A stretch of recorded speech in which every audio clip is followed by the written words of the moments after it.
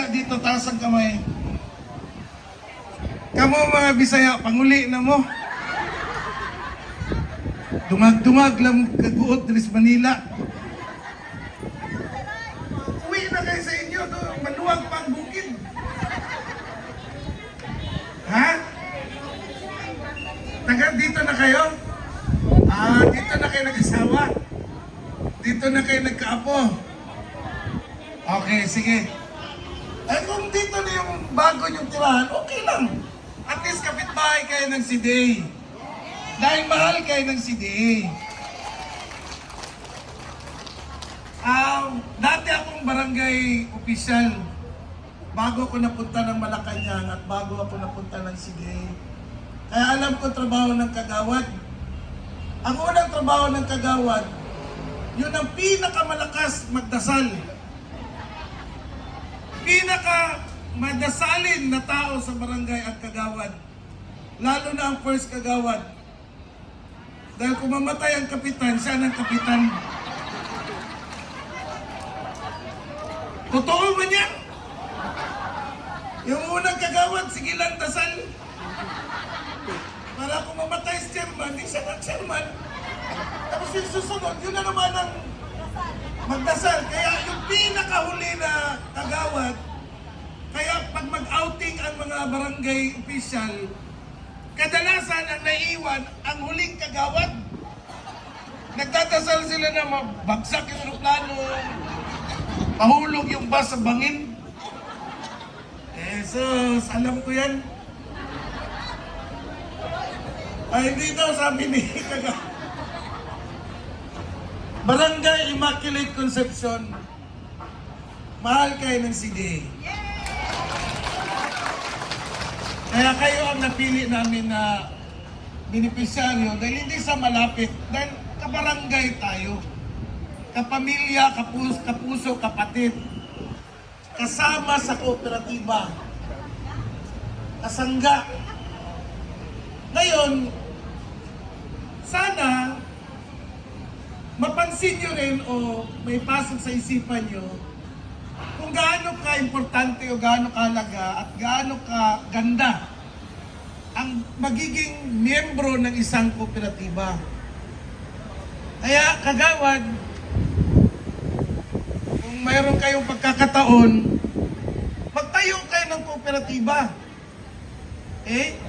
Lalo na yung sa mga libre yung panahon, dahil doon yun mauukol yung galing ninyo, yung talino, at yung abilidad sa pagnenegosyo at paggawa ng mga proyekto para matulungan ang bawat isa, lalo na yung mga nangangailangan. Ang tulong ng CDA, hindi po nangungulugan na para to sa mga taong masyadong dependent, hindi po. May tiwala pa rin kami sa inyo kung paano nyo matulungan ang inyong sarili, ang inyong pamilya, inyong barangay, na kayo magbubuklod, magkakaisa para sa isang magandang negosyo sa pamamagitan ng kooperatiba. Kagawad, ganito yan. Kung ma-form nyo ito ng kooperatiba, lahat ng training nyo, libre. Ha? Kung kaya mo ma-form, kaya man ito, tignan yung mga katawan nito, kalalaki pa ng mga katawan nito. Kahit may edad na yan, matatalino pa yan. Kahit may edad na kayo, magagaling pa rin kayo. Kahit may edad na kayo, kaya nyo pa rin tulungan ang kapwa tao nyo sa barangay para sabay-sabay tayong umasenso. Kahit paano, komportabling buhay. Yun dapat ang asal natin, ang ating pag-iisip. Ngayon, every year naman ito. Siguro, ang magiging instructions ko sa CDA, kapag nabuo kayo ng kooperatiba, mas maganda pang benepisyong may bigay sa inyo ng CDA sa mga susunod na taon. Nandyan man si DA Ray, nandyan si DA Beth, nandyan si Admin Santi, nandyan si DA Mona. Nandyan si Sir Ricky, yung presidente ng chairman ng Kapit-Bisig. Tutulungan namin kayo, basta tulungan nyo rin ang sarili nyo. Okay? Magtulungan tayo, kagawad.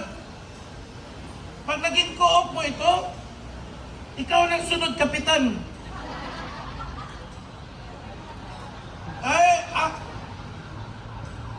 Pag mabuo mo ito ng co-op, babalik ako dito, magkampanya ako. Ikaw ang sunod kapitan. Pero, patapusin mo muna si chairman, ha? Oo. Baka magtampo si chairman sa akin, lambing lang yun. Si chairman, alam ko magaling yung chairman nyo. May puso. So patapusin nyo ang chairman nyo, suportahan nyo. Sabihin mo rin kay chairman na magbuo ng co-op. Tutulungan kayo ng Kapit-Bisig at ng CDA. Huwag masyado tayong maging dependent sa mga tayo magtulungan, ha? Sige, so ano bang ibibigay natin, Ricky? Sa barangay? Ano ibibigay natin? Bigas at saka grocery items. Palakpakan niya naman na city. Kaya kagawad, ano mang ibigay ko sa'yo, kagawad? Marami mang pera ang kagawad, no? Dalaga ka pa, ma'am? May asawa ka? Bakit boyfriend ang bulong nila sa akin? Ano? Pinatay mo sa mo? Ha? Hindi, dalaga ka pa, ma'am, o biyuda? May asawa. Hiwalay? Suma kabilang bahay? Di magpapipio ka? Di ba may barangay protection order? Sus Mariosep. Saan ba yung asawa mo na ipatukhan natin yan? Sa Cebu? Ay, hindi. Ito talaga mga Cebu, kahit matigas ang dila, magaling magbulatit ng... May ibang babae, ma'am? Yes. Siguro yung asawa mo, magaling manligaw, no? Yung maganda ka eh. Siguro ito si kagawad nung dalaga pa to para to si Camille Prats. Hindi totoo. Ha? Sabi ni kagawad, malayo daw sa kulay. Wala yan sa kulay. Sa pagdadala yan. Ito to. Ma'am, ang ganda mo, ma'am. Hindi. Walang biro. Yung asawa mo siguro nawalan na ng tamang pag-iisip. Napunta doon sa kabila. Baka kinasuhan mo kagawad, wala. Sa barangay, mabait. Ganito, sino bang kagawad dito?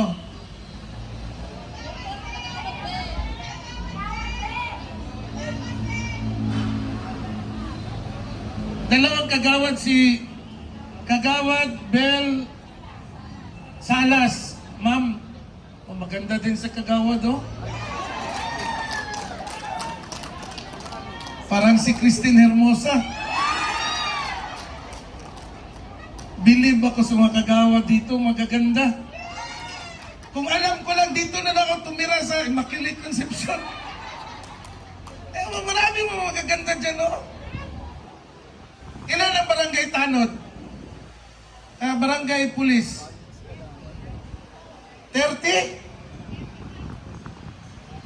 Itong mga barangay pulis gustong magpulis. Ang mga pulis gusto magbarangay tanod.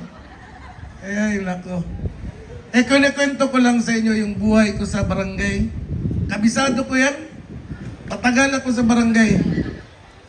Kaya alam ko kung paano tulungan ang mga kapwa-tao natin na mahihirap. Pero hindi dapat excuse yan, hindi dapat dahilan yan na hindi tayo magsumikap, ha? magtulungan tayo. Gusto ng CDA itong barangay natin, makita natin yung pag-asenso at pagtutulungan. So kagawad, baka gusto nyo mag-co-op, lahat ng training dito, kung gusto nyo mag-avail ng area for training, seminar, lahat, libre yan. Walang bayad. Basta ang barangay mag-initiate. Okay? May pagkain ba sila, Ricky? Anong pagkain nyo? Ayan. Pampahaba ng buhay. Udong. Alam niyo yung udong? Yung udong na lami. Ayaw man ang binibigay. Ay, nako. Yun, yung kagawad ako, yung kapital ako, dyan yung binibigay ko, udong. Udong at saka sardinas. Ang tawag ko dyan, Philippine Spaghetti. Masarap, paborito kong pagkain yan. Yan, parati kong pinapaluto. Kwentuhan lang tayo dahil alis kagad ako dahil mayroon pa akong isang event sa Ross Boulevard. So, bago ako magtapos, nais ko lang kayong pasalamatan lahat. Pinagdadasal ko po ang inyong kalusugan, ang inyong mabuting pamumuhay dito sa Manila, sa Quezon City, sa Barangay Immaculate Concepcion. Sa pangalan pa lang ng inyong barangay, please, huwag kayong malimot magdasal sa Panginoon at sa Immaculate Conception. Kung sino man kayo mga Katoliko, magdasal kayo. Hindi Katoliko, mga kapatid kong Muslim, magdasal kayo kay Allah dahil sila po ang source ng ating lakas, ng ating buhay. At yan po ang paraan paano tayo makatulong sa ating kapwa-tao. Ipagdasal nyo rin ang CDA na sana sa mga darating na panahon patuloy ang aming pagbigay suporta at tulong sa inyo. Okay? Yung trick or treat, ano ba yun? Sa kanila din? Sa mga bata nga? Sa barangay ba? Sa barangay? CDA, okay. Meron kasi kami ditong costume party, Halloween. Sabi ko sa kanila, huwag na kayo mag-costume. Tingnan nyo na lang mga mukha nyo. Yun na yun. Halloween na. Ay, nako. Sige, sana magustuhan nyo yung tulong namin. Maka-augment man lang, maka-aumento man lang sa pamumuhay nyo. Okay? So, salamat po. Mabuhay po kayo. Mabuhay ang inyong barangay. Kagawad, Marlene and Bell, mabuhay po kayo. Magdasal po kayo parati, para sa kaayusan ng inyong barangay. Okay? Sige, maraming salamat po at mabuhay po kayong lahat. Kanina, pag-umpisa pa lang good morning. Pag-umpisa kanina, parang malungkot ang mukha. Pero nung mag-start na magbigay ng mensahe ang ating mga opisyal, lalo na kay Chairman Cabo, lahat nakangiti. Sana na-inspire namin kayo kayong umaga. Pero actually, kami yung na-inspire ninyo kasi pumunta kayo dito na may dalang ngiti. Okay? Pagkilala muna kay, of course, kilala niya si Sir Yusek Joy Cabo, no? Chairman natin. Ang aming administrator si Sir Santiago Lim, or Sir Santi. Yung punong abala natin si Deputy Administrator Rafael Levaso. Sa programang pakikibahagi, ano po? Nabanggit po yung kooperatiba. Ako po ay nagre-represent ng Kapit Bisig Multipurpose Cooperative. Yung store po dito ay available na yan, no? Umpisa pa nung August, no? May tanong lang po ako sa inyo, sino po yung naging bahagi na ng ating Christmas gift giving din dito? Pwede bang magtaas ng kamay? Actually, mga bata sila na tuwing Christmas, pinapakain at binibigyan din natin ng gifts. Meron po ba dito? Walang umaamin. Okay. So, anyway, binigyan ba kayo ng number? Okay. Sige. Kasi baka mamaya, yung ibang walang number, magproblema mamayang, pag nagbabahagihan na. Okay. Sa bandang kooperatiba, tanong ko lang kay Ma'am Bel. Alam po ba ninyo kung ilang cooperative meron dito sa Barangay Makulay? Anong pangalan niya? Yung doon sa may Immaculate Conception First. No? Okay. Sino po ba dito yung member ng kooperatiba? Ayan, meron na. Saan kooperatiba kayong membro? Okay, Immaculate. Kaya natin kinikilala yung kasi kami sa CDA merong Kapit BC. Ito po kasi ay kooperatiba ng mga empleyado. Dito sa community ninyo, nabanggit nyo na, kasabi na kayo ng Barangay Immaculate Conception. At yung kooperatiba ay malaki na din. No? So yung hindi pa nagiging member, hinihikayat namin kayong maging member. Katulad ng pagpapaunawa sa inyo kanina ni Chairman ng Cabo, yung kahalagahan nito, no? Ng pagkakaroon ng kooperatiba. Kaya natin binibigyan ng din yan. Kasi itong buwan ng Oktobre ay tinatawag na Cooperative Month. At nabanggit kanina ni Sir Santi, dahil merong kaming mga policy, no, or instruction from the President, ngayong araw ay tinalaga, no, October 30 bilang isang Cooperative Charity Day. No? Ito ay pagpapatunay din na ang kooperatiba ay pwedeng bahagi ng pagdadaloy ng grasya, no? Doon sa mga gawain nating ginagawa sa buong taon. No? So kami ay gumagawa ng pamamaraan upang magkaroon din kami ng oportunidad na magkaroon ng pagkakataong makibahagi po sa inyong lahat. No? So, ganun pa man, yung hindi pa miyembro doon at gustong magkaroon ng maging membro ng bagong cooperative, yun po yung sinasabi din kanina ng Chairman Cabo na tutulungan kayo ng barangay officials with our assistance kung hihingin po ninyo. Okay? Ayoko pa patagalin yung aking mensahe, kundi sana ma-feel ninyo na ngayon ay pagtatapos ng Cooperative Month at ito po yung aming pakikibahagi sa inyo. Sabi nga ni Saint Teres, no, ng Calcutta, maliit lang, no, na halaga, pero kung may malaking pag-ibig, ito ay nakapagpapasaya sa lahat. So sana tayo din, no, yung ngiti ninyong pinakita sa amin ay nakapagpasaya sa amin at sana kung ano mga matanggap ninyo mamaya bago kayo umuwi ay magkaroon din ng kasayahan mula sa inyo at ibahagi din sa iba. So maraming salamat at unang-una maligayang Pasko kasi malapit na. Okay? Maraming salamat, Sir Ricky. Yan po ang ating chairman sa Kapit BC.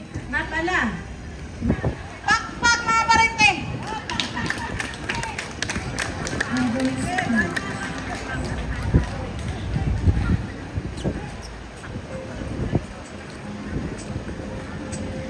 Ayoko sana na ikaw'y mawala. Wasak lamang ang aking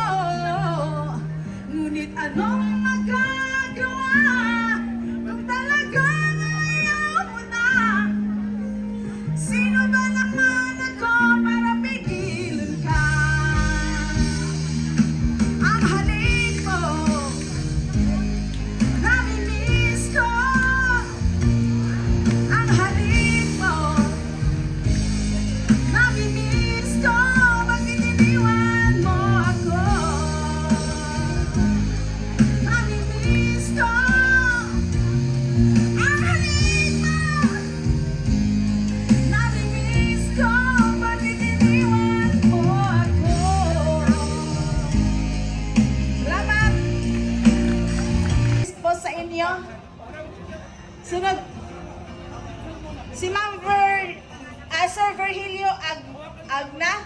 Ma'am Rosalinda Agpad. Yan. Si Sir Virgilio Agna. Ikaw ang asawa, ma'am. Dito po, ma'am. Thank you, sir. Busy. Sunod naman po yung numbers, ibigay po ng staff natin sa ating mga sekretarya, mga nag-assist. Ma'am Mirna Albotra.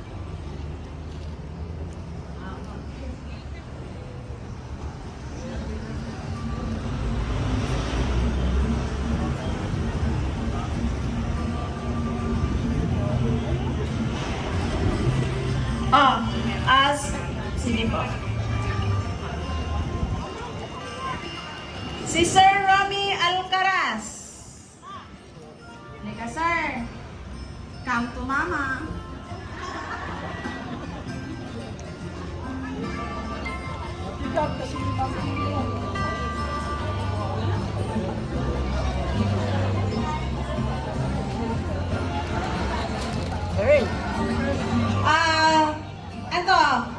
Ashman Amen.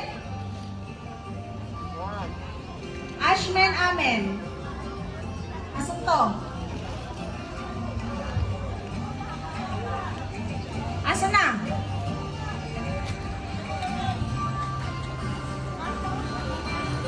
Ashman Amen. Nenilia Andrada. Ma'am Nenilia Andrada. Si Ma'am Ashman Amen, okay na.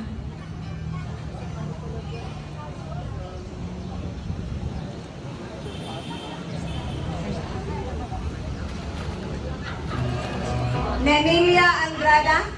Ay, ma'am, pag-ibigay ng number natin is yung staff. Ma'am Lydia Aron.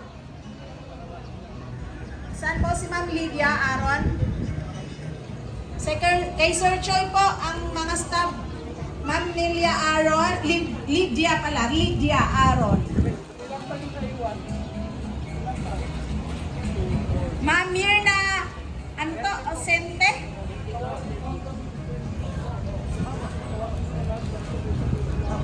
Mirna Osente Lita Bagual. Tama ba yung pagka? Lita Bagual. Erlinda Bagual.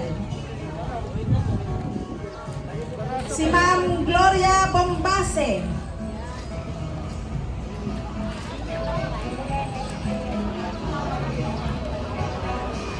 Ay, opo, yung mga nagpunta kay kanina, nabigyan, pwede bang pumunta ulit dito? Si Ma'am Lourdes Kahilig. Lourdes Kahilig. Dito po sa harapan. Si, Rodalie Chavez o Rosalie Chavez?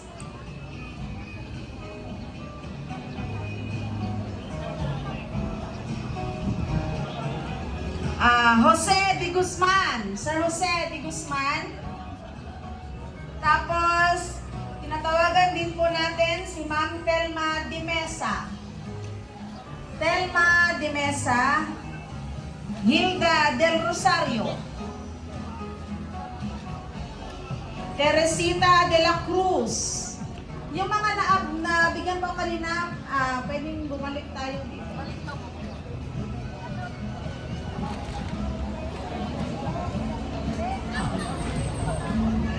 At si Sir Dominador Dongoya.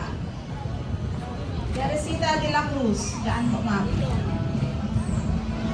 Ulitin natin, Rebecca Abanes, Virgilio Agna, Rosalinda Agpad, Mirna Albotra, Romy Alcaraz, Ashman Amen, Nenilia Andrada, Citadel Arcalas, Lydia Aron, Mirna Osente, Lita Bagual, Erlinda Bagual, Gloria Bombase, Lourdes Kahilig, Rodalie Chavez, Jose de Guzman, Telma de Mesa, Hilda del Rosario, Teresita de la Cruz at Dominador Dongoy. Dominadora. Okay. Dominadora Dongoy.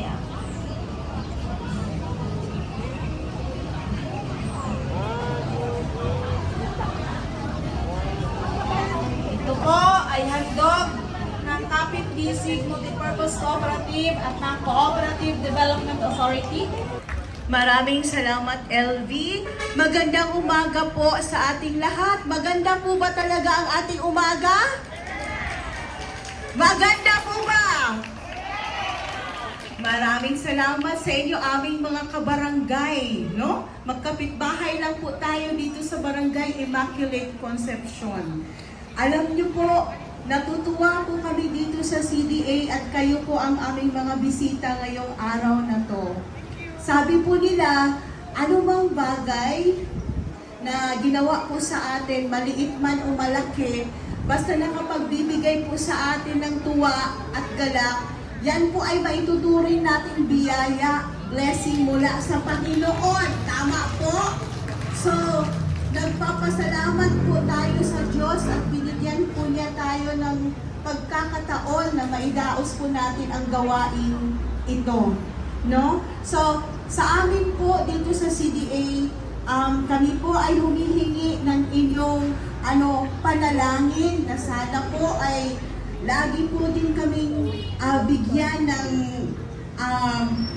magandang pangangatawan, magandang kalusugan para patuloy po kaming magbigay ng serbisyo publiko. Gayon din po ang aming kooperatiba na sana mapalago pa po ang kanyang kita para patuloy din po na maibabahagi ito sa inyo.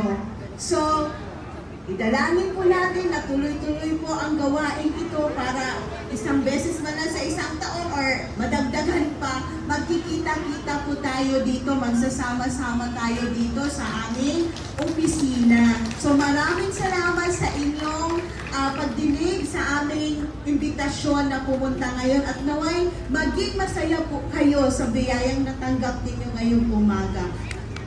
Muli, magandang umaga at maraming salamat. Ready na po pag nakakuha na po. Salamat po. Okay, okay. Thank you. Salamat po. Apo,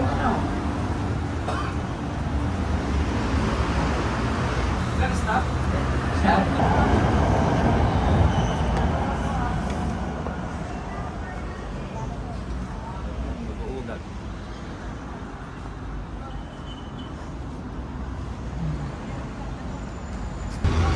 Sorry po.